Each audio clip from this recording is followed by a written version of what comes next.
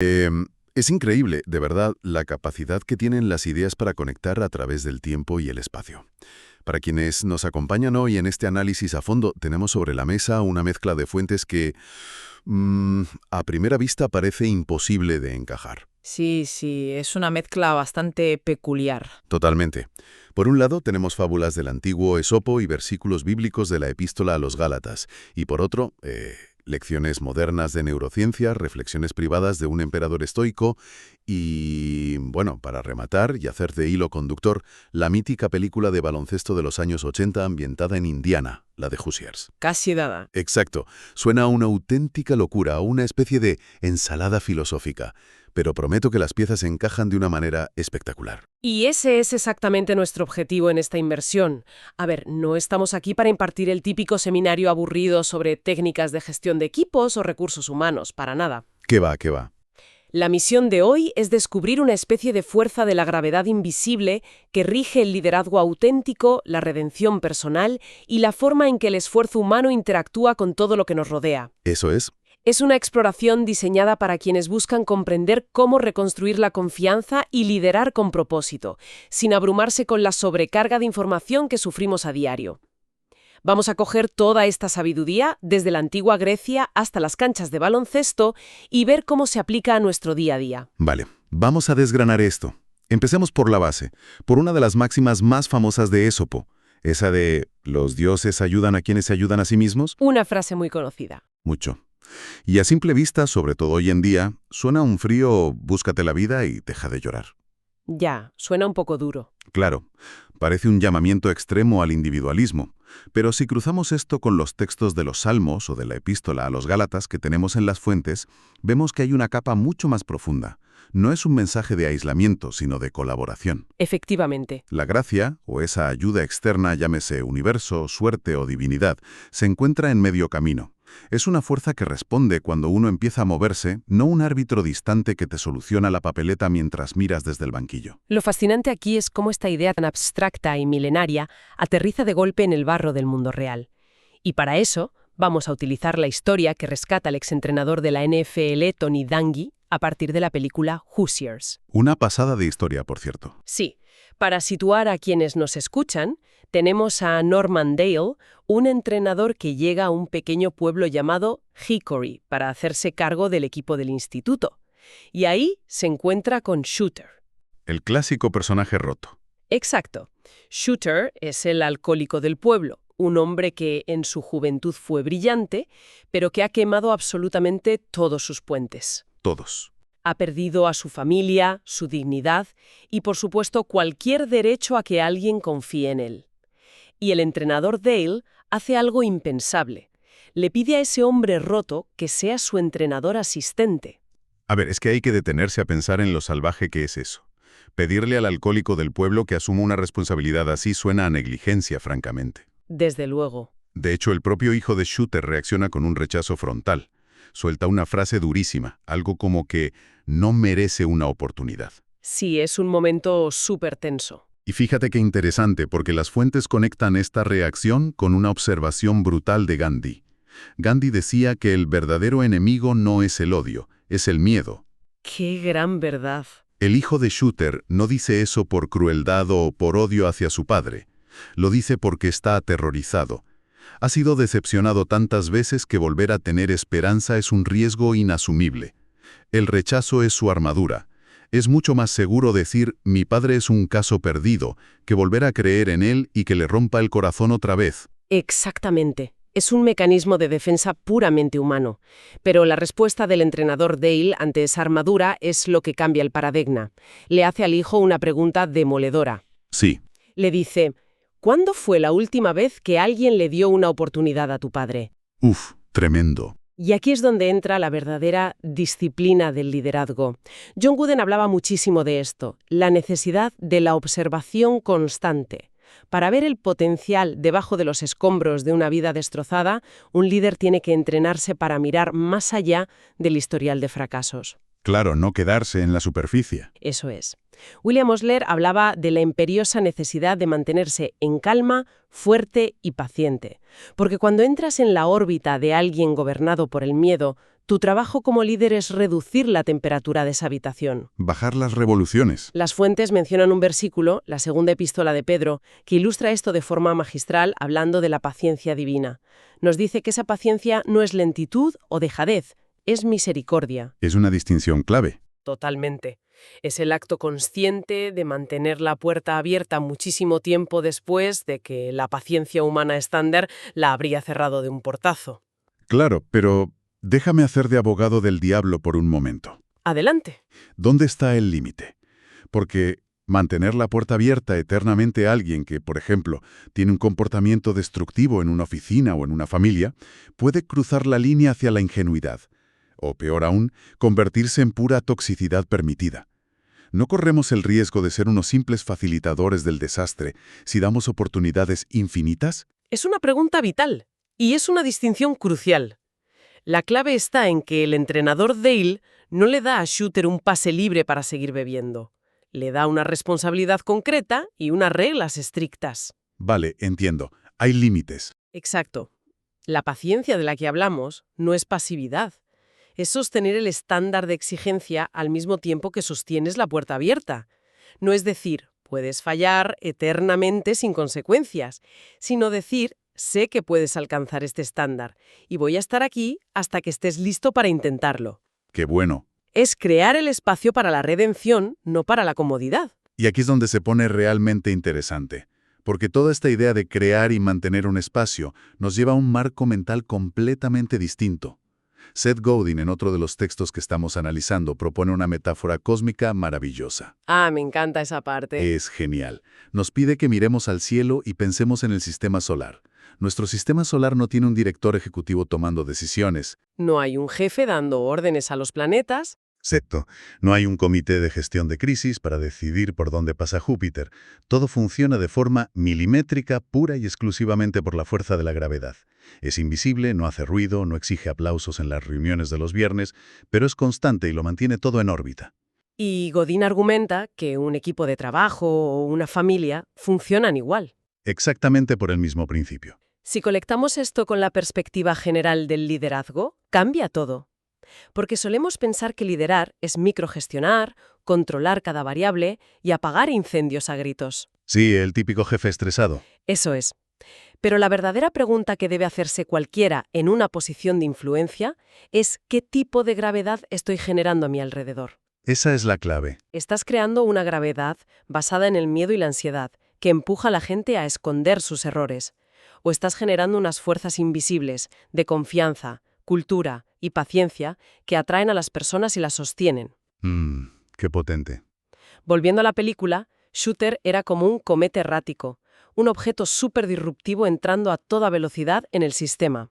Pero el ecosistema que había creado el entrenador Dale, su propia gravedad personal, era lo suficientemente densa y sana como para absorber el impacto de Shooter y mantenerlo en una órbita segura, sin que todo el equipo colapsara. Y cuando esa gravedad falla, las señales de alarma son de lo más sutiles.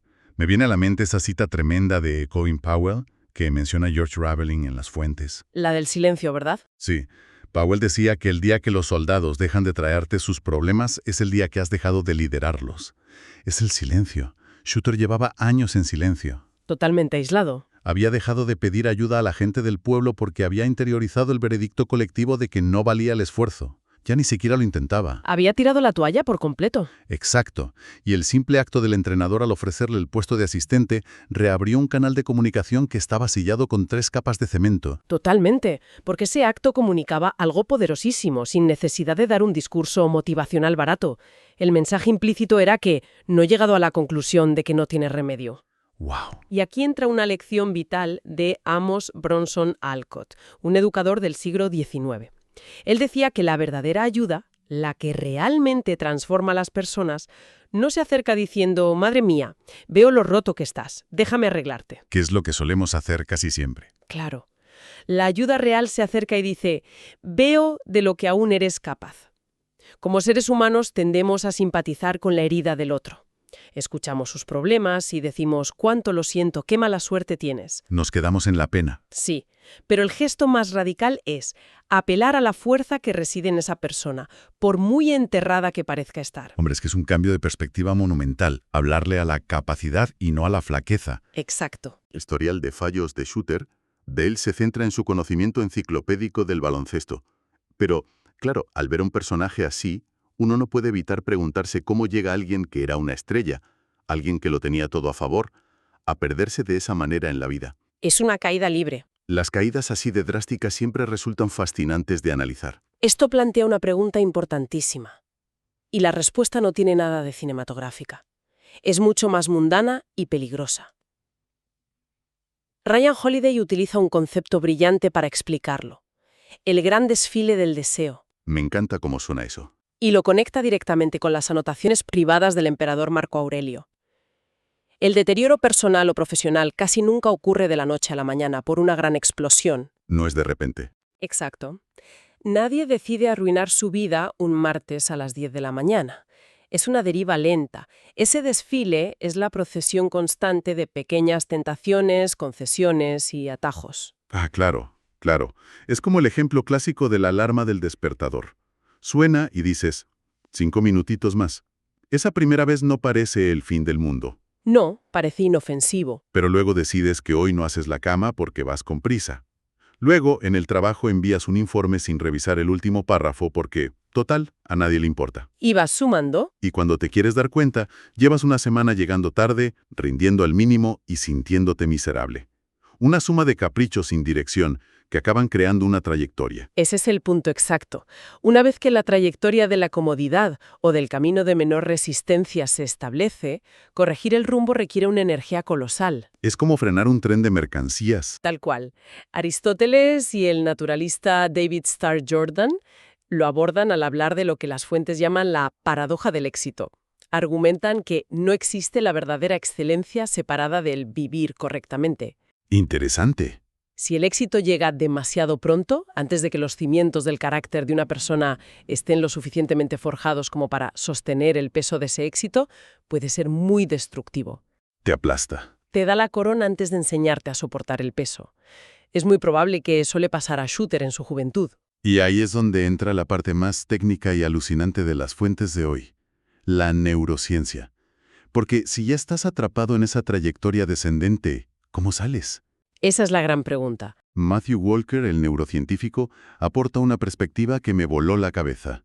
Explica que el cerebro es como una esponja seca, increíblemente sedienta, siempre lista para absorber información y crear conexiones. No discrimina la información. Exacto. Por tanto, no le importa qué líquido le estás dando a absorber. Simplemente lo absorbe.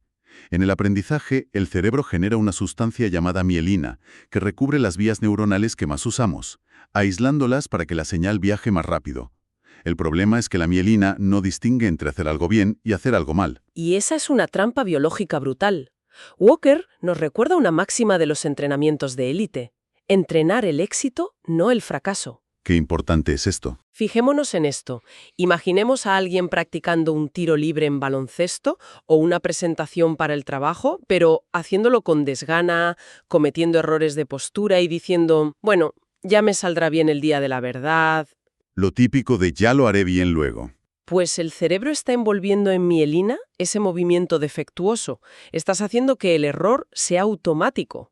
Estás ensayando la imperfección hasta el punto de ejecutarla con una fluidez milimétrica. Madre mía. Si repites el error, te conviertes en un experto en fracasar. Espera. Entonces, si me obligo a trabajar en un mal día, cuando estoy desconcentrado y hago las cosas a medias solo por cumplir, estoy literalmente entrenando a mi sistema nervioso para ser mediocre. Biológicamente hablando, sí. Tela. Estás reforzando las vías neuronales de la mediocridad.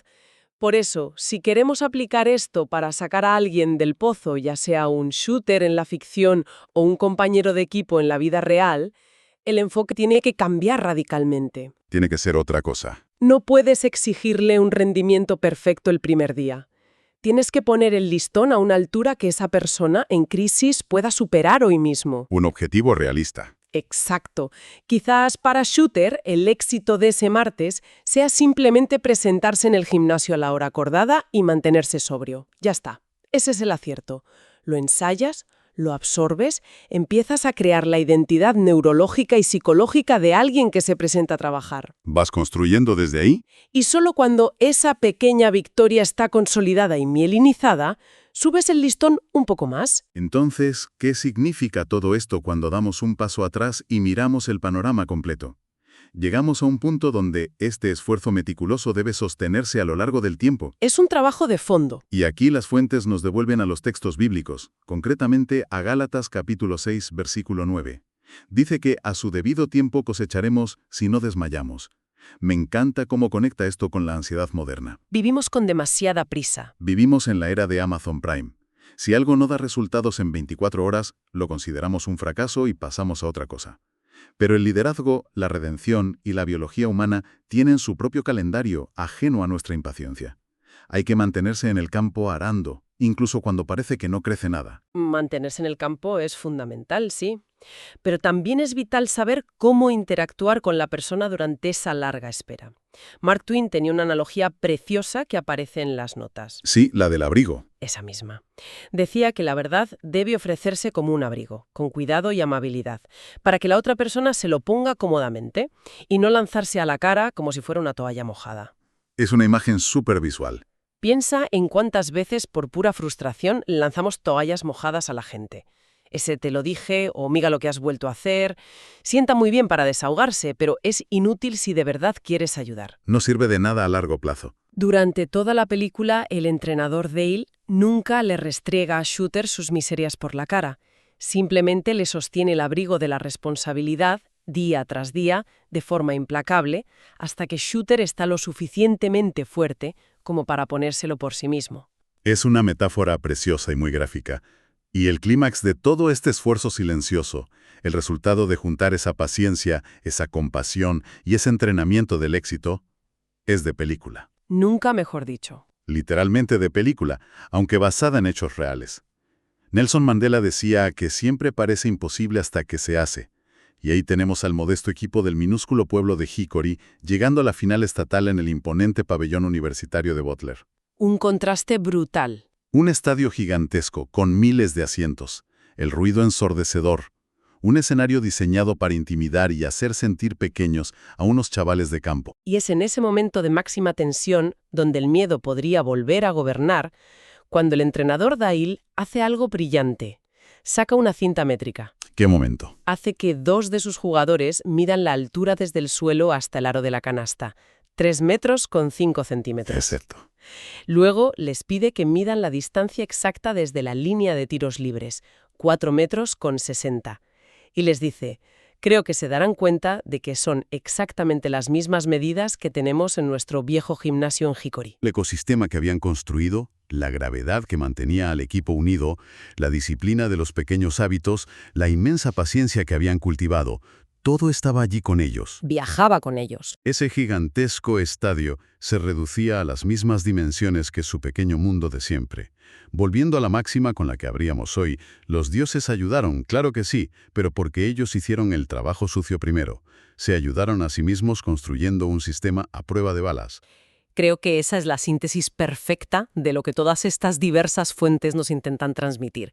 El liderazgo genuino y el cambio profundo no son trucos de magia que aprendes en un taller de fin de semana. Para nada. Son ecosistemas enteros que requieren tiempo para madurar. Requieren lo que podríamos llamar una compasión inteligente, hablarle a la fuerza de la persona y no regodearse en su debilidad. Y por encima de todo, exigen la disciplina de entrenar pequeñas victorias sucesivas para que el cerebro, y en última instancia el alma, recuerden cómo se siente tener éxito. Una reflexión profunda, llena de matices y muy necesaria para bajar el ritmo en este mundo tan acelerado. Para cerrar esta inmersión, me gustaría dejar a nuestra audiencia con un pensamiento un poco provocativo. Algo a lo que darle vueltas hoy mientras van en el coche o sacan al perro. A ver. Hemos hablado largo y tendido de la gravedad que generamos y de cómo esa fuerza invisible afecta a los planetas que orbitan de forma permanente a nuestro alrededor. Nuestros equipos de trabajo, nuestras familias, nuestros amigos. Nuestro entorno más cercano. Pero si seguimos con la metáfora astronómica del sistema solar, ¿qué pasa con los cometas? ¡Qué buena pregunta! Me refiero a esos extraños que solo cruzan nuestra órbita por un instante fugaz. El camarero que nos atiende de forma torpe porque tiene un mal día, un compañero que está de paso en la empresa, o un completo desconocido que atraviesa una pequeña crisis en la calle. Es posible que la fuerza invisible de nuestra paciencia en ese momento de estrés altere su trayectoria, Sería fascinante pensarlo. o una simple palabra que apele a su capacidad en lugar de juzgar su error. Puede alterar la trayectoria de ese cometa en el universo para siempre. Puede que lo perdamos de vista en la inmensidad del espacio y nunca sepamos el final de su historia, pero el impacto de nuestra gravedad sobre ellos es innegable. Absolutamente. Queda abierta esa invitación para observar detenidamente qué tipo de fuerzas invisibles estamos generando a nuestro paso hoy. Gracias por acompañarnos y hasta el próximo análisis a fondo.